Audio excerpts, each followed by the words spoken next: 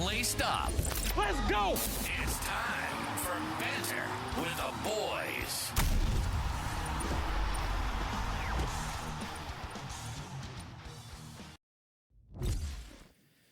Yo, what's going on? Welcome back to Banter with the Boys. Gridiron updates. This is week 6 already, Rob. Can you believe it? I can't believe it. It was a crazy week of football. 6 games, over 10 points coming back. So a lot of fun stuff to talk about. Another Vikings win. Another key. So bringing it home. home. Brought it home from London, baby. Just a normal week. We're just going to ignore last week, even though I'm wearing the Dublin hat. But this is actually from Dublin, by the way, gifted to me by my one of my bosses who was at the game, Lucky Ducky. Sick flex. But yeah, no doubt. He had a good time. So let's see. But didn't bring you. But what? Yeah, right. Yeah. I got a hat though. Yeah, That's true. cool. That's cool. I'm busy. I'm coaching. I got I'll a call commitment. that competitive. I'm coaching too. I'm on a commitment. It's all right. I'll call that competitive W. Yeah. Competitive W. Got a hat. Yeah. Jeez. Rob, thanks for being here, man. Thanks for inviting me. It was fun. I'm excited to be back. Yeah, I decided to bring you back. Yes. Yep. So Vikings coming off with a nice win. So of course. Kev behind the camera, obviously getting everything done for us as he does every week for us. Without further ado, Kev, though, let's head right into our Week 5 game recaps.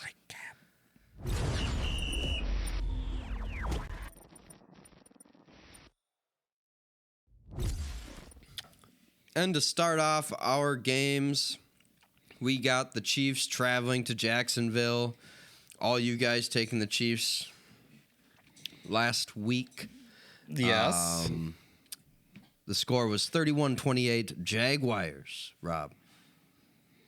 Yeah, it was an interesting. 31-28 Jaguars. Trevor Lawrence kind of doing his best Josh Allen impression with all his running and kind of putting the team on his back in certain situations, and then also went on his back in certain situations, I suppose.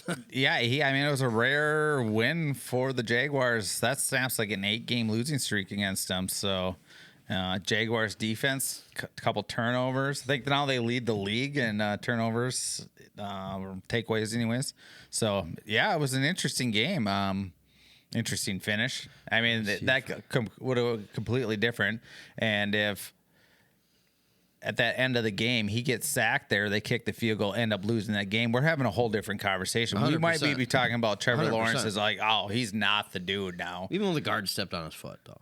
True, He did. And then he crappie flopped. I mean, yeah. It was one of the most unathletic falls you could probably have. But then he got back up and ended up putting it in the end zone and won the game. I mean, now don't get me wrong. This was probably the first time where I saw, 23 seconds left in the game. And I was like, even Patrick Mahomes, I don't know if that's enough time. That's true. And did you see that little seam route though at the end after they scored?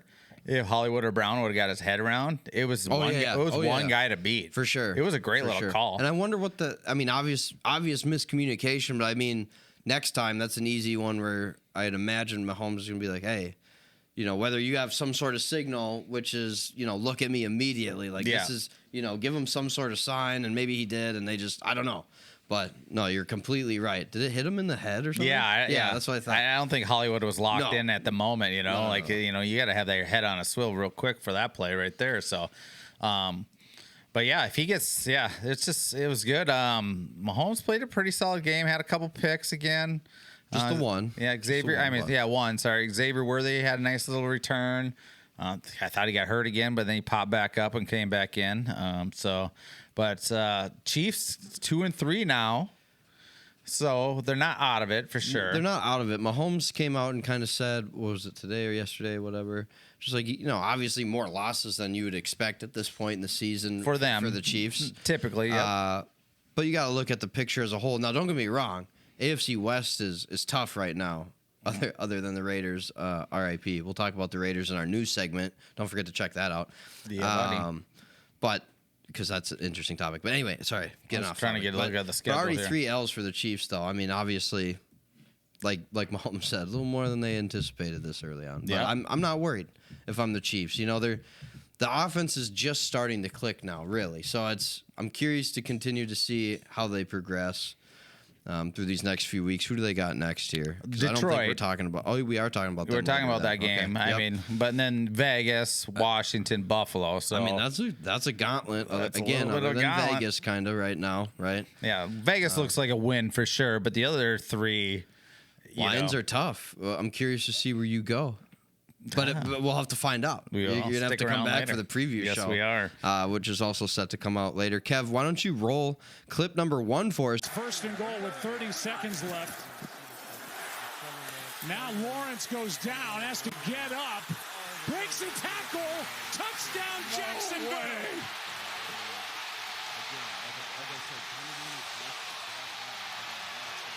First and goal with 30 seconds left. Now Lawrence goes down, has to get up. Breaks and tackle. Touchdown Jacksonville.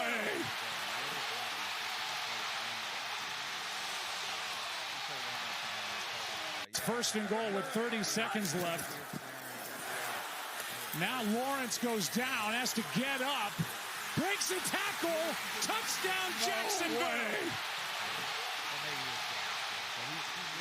Big win for the Jaguars. Big win for the Jags. Yes, sir. Let's move on into our Bucks for Seahawks game, which, according to Jake, was the hardest game to kind of predict this week, and he's not really wrong in that aspect. It was a very difficult game. I know. Talk about a shootout. I picked Seattle going into that game. Did you see that video that came out with the fan and Baker pregame while they're standing in the tunnel? I didn't watch it. It came up, and for whatever reason, I didn't watch it. I don't know why. I mean, that's not the guy you want to get all hyped up and going before the game. He's always going to show up, dude. I don't understand. Don't get him going. Like there's certain people in a certain sports, you just don't talk smack to them. MJ would be one of them. In that basketball, but just you don't want to get him fired up. No doubt. 4 incompletions, man. Yeah, 4 incompletions. Yeah. And Becca and Buka, I mean, rookie of the year. Do we just give him the title now at this point? I mean, and Sam Darnold, it's kind of looking that way. Yeah. And Sam Darnold had another monster game too. He had threw the pick at the end. It was costly to Davis. Yeah, I got a huge problem. I got a huge problem with that pick. Man. Yeah, I got a huge problem with that pick. You're totally right though. Prior to that pick, Sam Darnold was actually playing outstanding. I mean, it was a true duel between these two quarterbacks. Great Ohio football. State receivers unless too. You're a defensive fan, then this game wasn't for you. But if you were about offense, these two quarterbacks are high flying all game. And Sam Darnold, at the end of the game, gets the pressure in his face. I wouldn't say he was trying to extend the play. I mean, I guess dude was all up. I don't know who it was, but he was all up on. Ooh, we should have that clip. He was all up on Sam's left shoulder, and he still gets rid of it anyway. You know what I mean? So it was bad. It was bad on Sam. And that's kind of the Sam of Minnesota playoffs. So hope if he can play out of that, get that out of his system now. The Seahawks still have a lot of season left. They're 3-2 in a very winnable division for them. They've played pretty good football this year already. Mm-hmm. So I'm really curious to see how that pans out for them. I don't really trust the 49ers right now. So you're out on the 49ers. I'm kind of, I kind of am. You can't been the whole year. You had all year you've been that way a little bit towards them. Yeah, I don't know what it is. And then part of me, what was it, last week said I have a soft spot for the Cardinals. Yeah, and they dumpster fire, right? So they were one of the what I mentioned in the opener of the six teams, 10-point deficit. Unbelievable. And their game was a really bad. All 6. It was one of the worst. That's just bad between them and the Dolphins' destruction. But we won't get off base here anyway. We're talking Bucks and Seahawks, but. At the end of the day, really great, hard-fought battle. I really look forward to this again to see how the Seahawks pan out here. Who do they got next week? Oh, they got the Jaguars next week, and we're going to be talking about that game as well in our preview coming up. Yes, we are. We won't spend a lot of time there, and we're talking about the Bucks as well. So it is what it is. So if you're a Bucks or Seahawks fan, we got more coming for you in our next.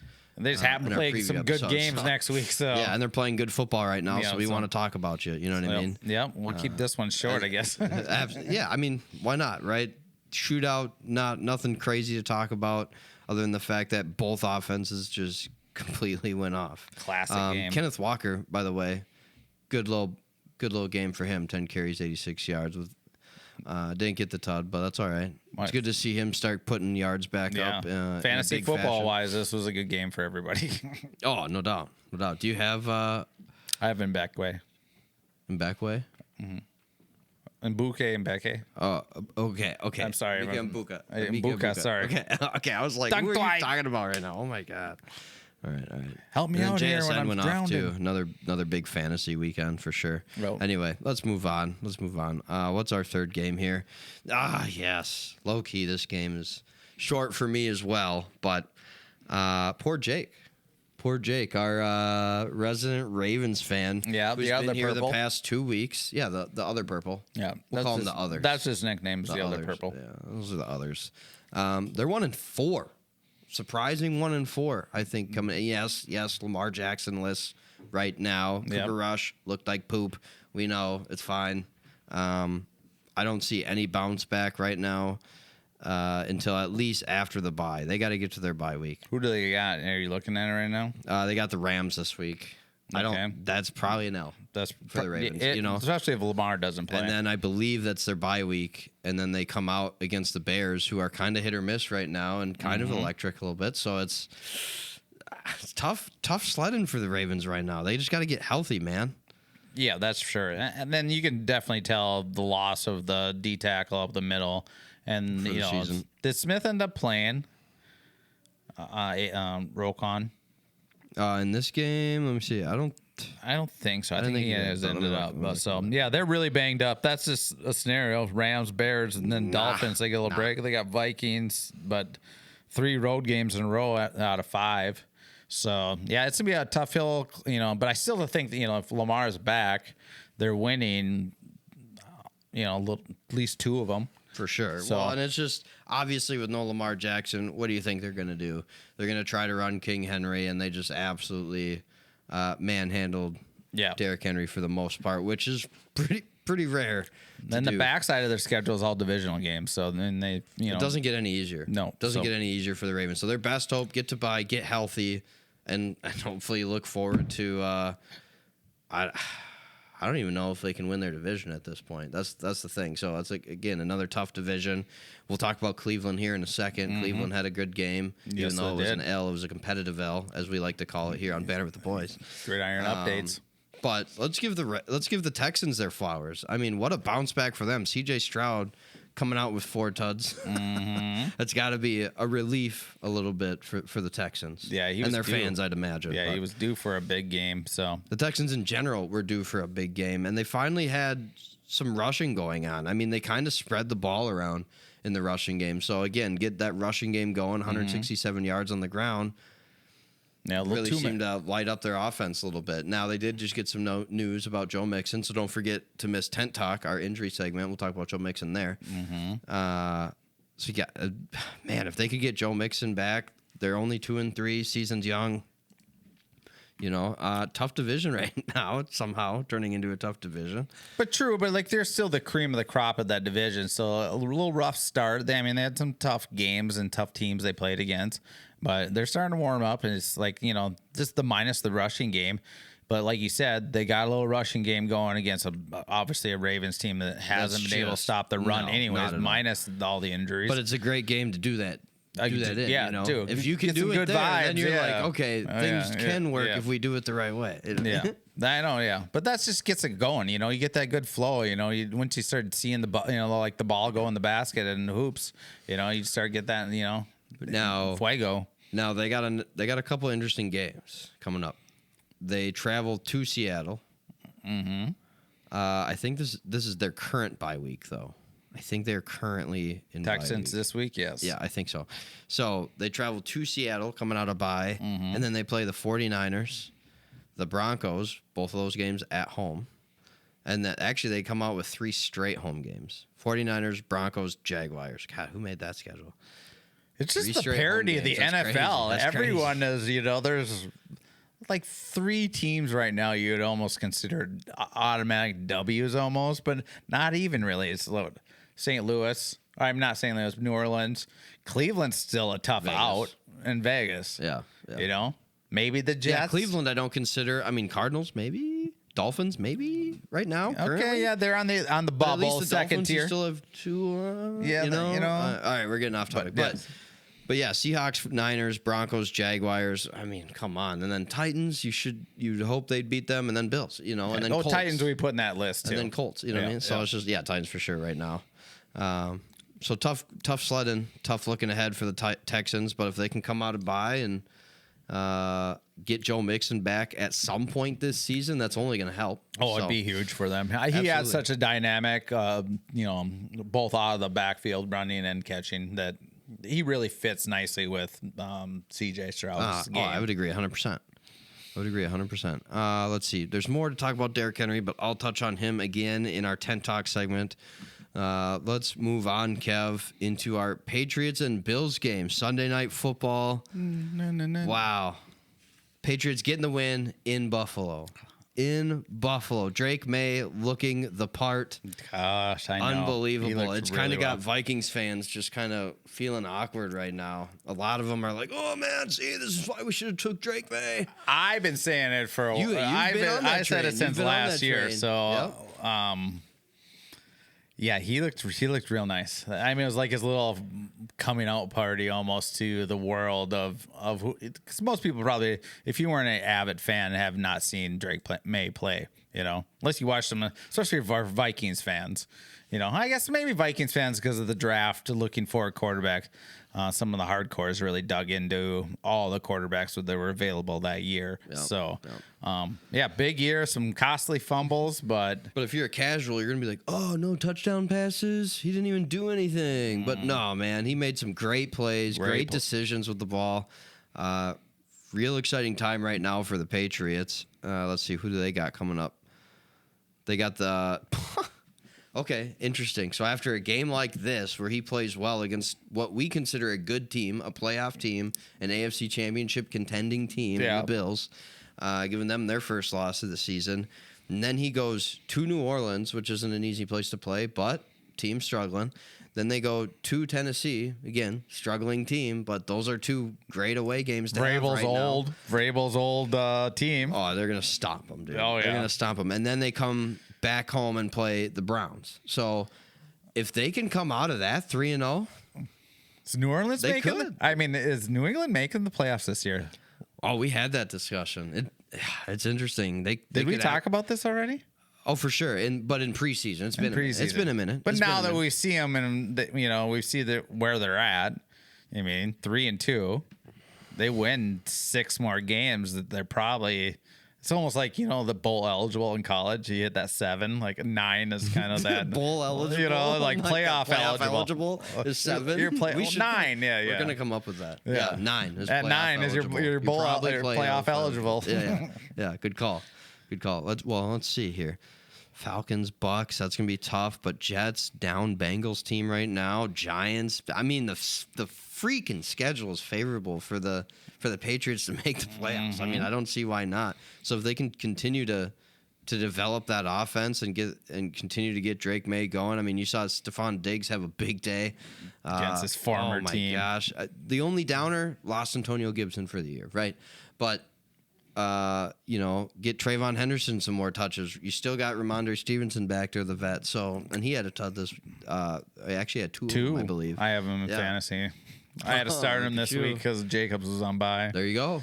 Worked out. It worked out real nice. Jacobs is going back in next week. No, for sure. For sure. But they'll keep running the ball. Josh Daniels loves running the ball. And on the other side of the ball for the Bills, I mean, just hard-fought game, man. Competitive battle. At some point, you're going to fall, right? At some point, you're going to fall. But at home to the Patriots, while you're wearing the fresh new unis. You liked them? I thought they were okay. Okay. I think when it starts snowing in December, that's gonna be tough. But are they gonna wear them again? Or was that? I'd assume they'd at least wear that was in their rival. Time, no? That was in their rival uniform, was it? Is that what they're called now? The rival uniforms. They were doing a rival series because remember the Cardinals had it, the ones that look like tortillas. White with that little black spots. Yep. Tortillas jerseys. That's what they look like. But either way. So, but yeah, Patriots defense is better than you think, I think. Oh, for sure. You know, I think Vrabel really gets. He's a defensive guy, so he's calling it. Another quick May thing. I've totally forgot about this, but it just came across the screen right now. Late in the fourth quarter, where he's getting literally tackled and holding the guy off with a stiff arm and literally falling to the ground, just bullet straight to Diggs for the first down. I mean, it was a dime. Golly. I watched that in like 8K slow motion. It was pretty cool. Oh, 8K. Can the human eye handle 8K? Can it distinguish the difference between 8K and 4K? I don't know. It didn't hit the cable. The ball did not hit the cable. All right, sorry. A little bit of my nerd just came out right there. Yeah. Anyway, all right. Bit. With that, let's go to our final game, the one that everybody came here to listen about. The game where Cam Akers had a touchdown pass. Love it. I love it. Vikings getting the dub 21-17 in London. What's your biggest takeaway, Rob? Right off the bat, what comes to your mind immediately for this game? What is it? I mean, it was an ugly W. They got it done against a good Browns defense, though. Again, we know that defense is outstanding. I talked about last week. The Browns defense is no joke. Obviously, that front four, Collins, that D tackle is really giving us a couple, some fits. But overall, Brandel sliding into center, playing center for the first time. So that's my other big take. I give the offensive line a good solid B+, A- overall against a solid team. Against a solid front, dude. And Darrisaw just pretty much shutting down. Garrett overall had the lowest pressure, I think, all year so far. So they shut him down, and it was just a grind it out kind of style. A bunch of, we had some penalties here and there. But it was kind of ugly and overall. But I said all we had to do was get to 17-21, and that's what they ended up being the score. That's true. That's true. Yes, that was kind of called the game. Yes, you did. Yes, you did. We just got to get Jordan Mason some more windows. More windows. He had a decent game. That's your take? He had a decent game. Just kept rumbling along. And again, can we be that upset? Probably not. Like you said, the O-line played great for a piece together O-line again, full of backups. We had what? 1-2 starters? Fries and Darrisaw. That's it. Yeah. Mm-hmm. But Wen's doing just enough kind of to get the job done. Keeping the ball out of trouble for the most part, Yeah, he's being another Mustard Jets making some incredible catches.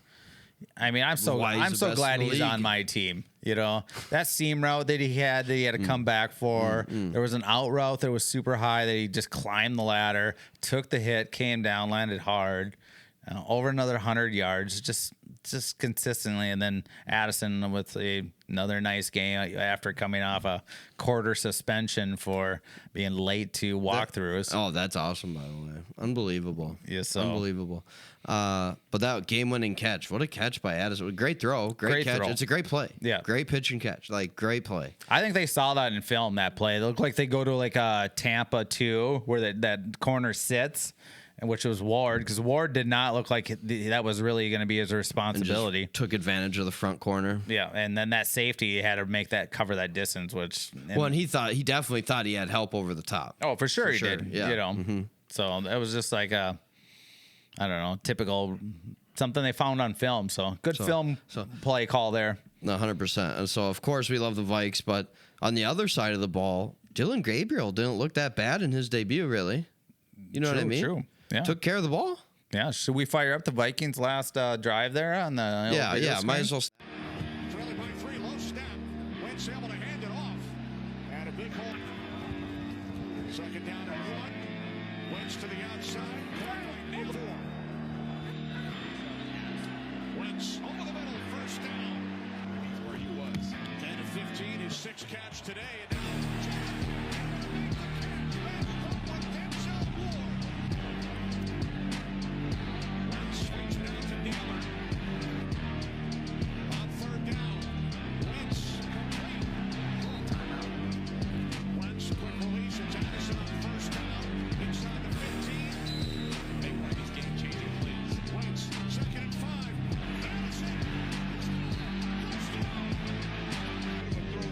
That is big.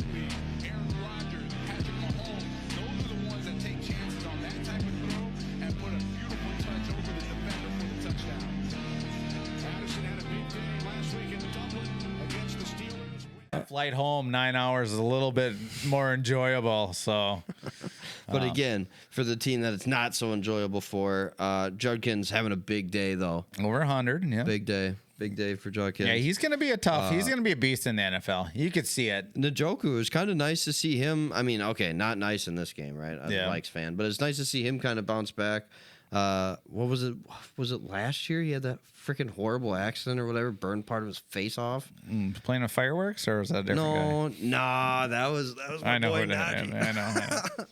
Who's hurt? So sorry. But no, it was great to see Njoku kind of getting back at it, getting back to knowing what he can do. He's a half-lead. I think during the broadcast they mentioned that he was a national high jump champion in high school. Oh, I thought I heard something. Some version of that. Don't quote me exactly version. It was something. Obviously, he can jump. He's a freak athlete. Yeah, in general. Well, because he leaped that guy. Right. Who did he leap?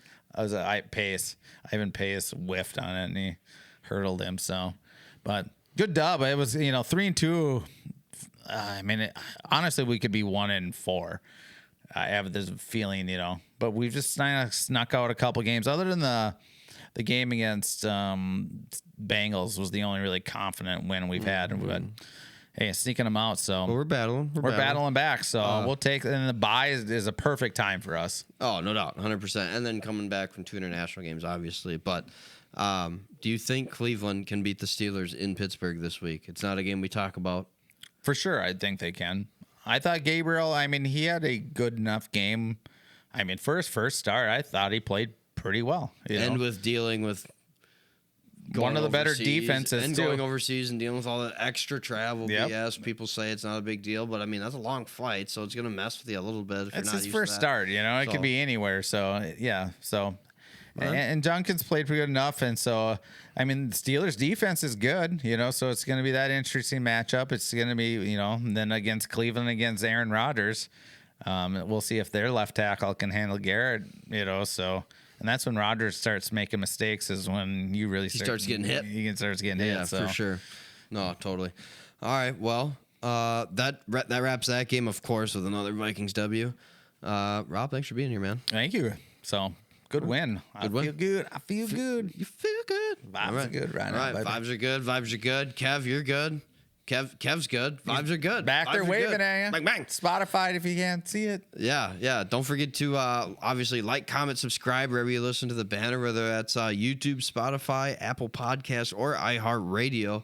And don't forget to check out our week 6, our week 6 tent talk, and then our week 6 preview and picks. But cool. All right. Well, we'll catch you on the next episode of Banter with the Boys Gridiron Updates. Peace. Don't forget to follow, like, and subscribe. Tune in next time for more Banter with the Boys.